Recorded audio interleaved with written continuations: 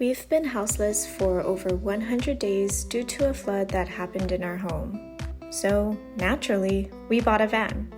We have always talked about van life but kept pushing it off, and now it just felt like the right time to do it. So come on in and check out our van.